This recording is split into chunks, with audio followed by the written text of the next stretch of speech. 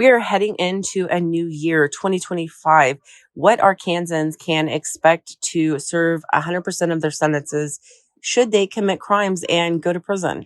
So if you commit any of these crimes, you will have to serve 100% of your sentence now in Arkansas. And these aren't people that have already committed the crimes. These are should you commit the crimes 2025 or after. So capital murder, first degree murder, kidnapping, if it's a class Y felony, aggravated robbery, rape, trafficking of persons, causing a catastrophe, aggravated residential burglary, if it's a class Y felony. Now, that aggravated residential burglary is a Y felony if a person has a deadly weapon or acts as though they have a deadly weapon, either by saying so or by acting as so, or tries to cause injury or death of the person. Treason, fleeing if it's a Class B felony. And that is a Class B felony if you are fleeing in a vehicle and someone gets seriously injured.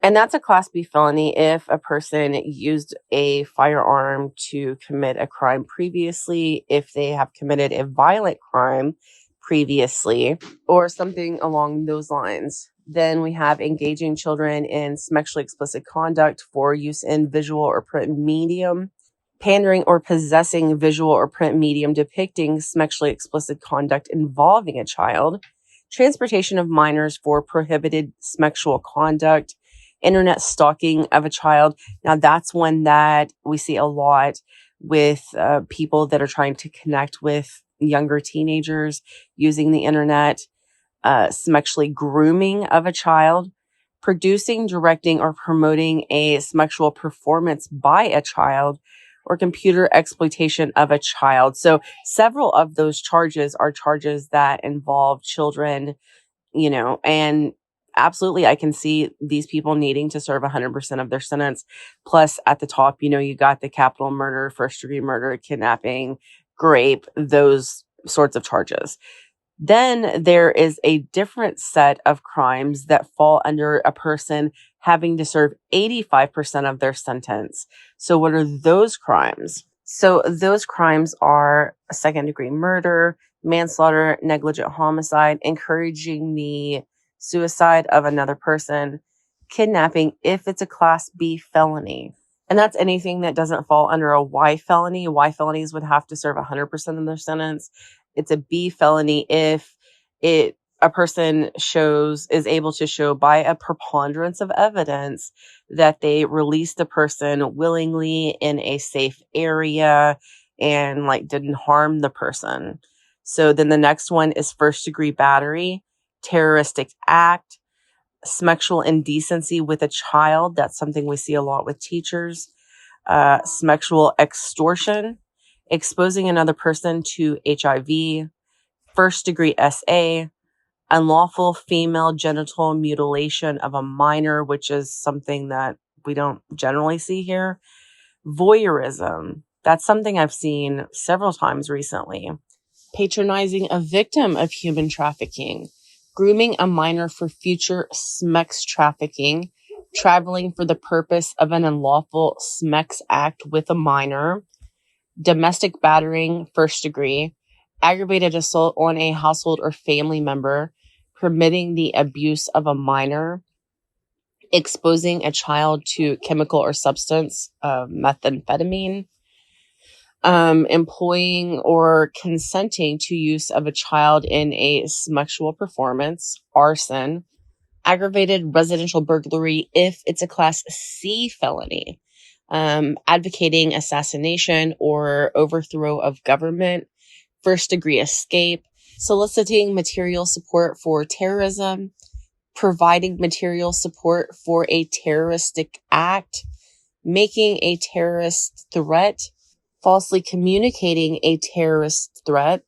terrorism, hindering prosecution of terrorism, exposing the public to toxic biological, chemical, or radioactive substances, use of a hoax substance or hoax bomb, engaging in a continuing criminal enterprise, delivery of fentanyl, manufacturing of fentanyl, trafficking of a controlled substance, driving or boating while intoxicated if it's the sixth or subsequent offense, promoting prostitution in the first degree, arming rioters, criminal use of a prohibited weapon, criminal possession of explosive material or destructive device, criminal distribution of explosive material,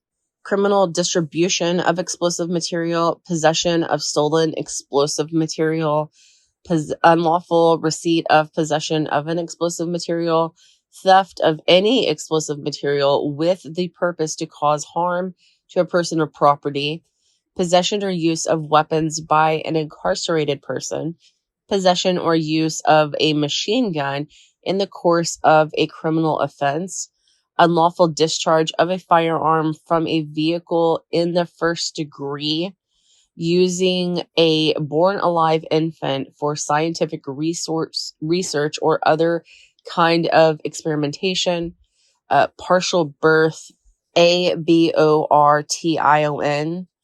performing an abortion, in violation of the Arkansas Unborn Child Protection from Dismemberment abortion Act. As far as I can tell, that is a complete list. Now, that first part, you have to serve 100% of your sentence, meaning you cannot earn good time. If you get sentenced to 20 years, you are serving 20 years to the day before you are to be released.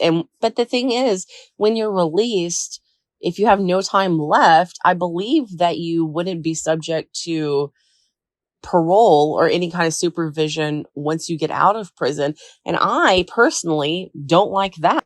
I mean, I guess if it's a SMEX crime, those people would have to register. But I mean, I want to know if someone who has committed murder is being watched, has some sort of supervision once they are released from prison. And so I don't know. I don't like that portion of it at all. I don't know that they have put anything in place. Maybe they have, and I'm just wrong. But as of right now, 2024, if you serve 100% of your sentence, you're not on parole and not subject to supervision once you are released. Then the second set of crimes, that's you serve 85% of your sentence before you are eligible for release, eligible for any, earning of any good time sort of release. Now, I will say that seems like a lot, especially considering the short amount of time that people serve in the state of Arkansas right now. But the Federal Bureau of Prisons actually has people serve 85% of their sentence before they are released.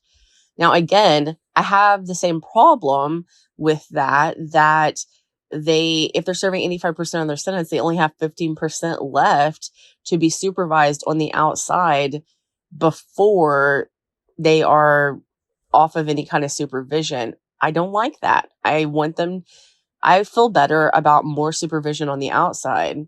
That's just me personally. How do you guys feel about this? What do you think? This is one of the new laws that will be going into effect tomorrow.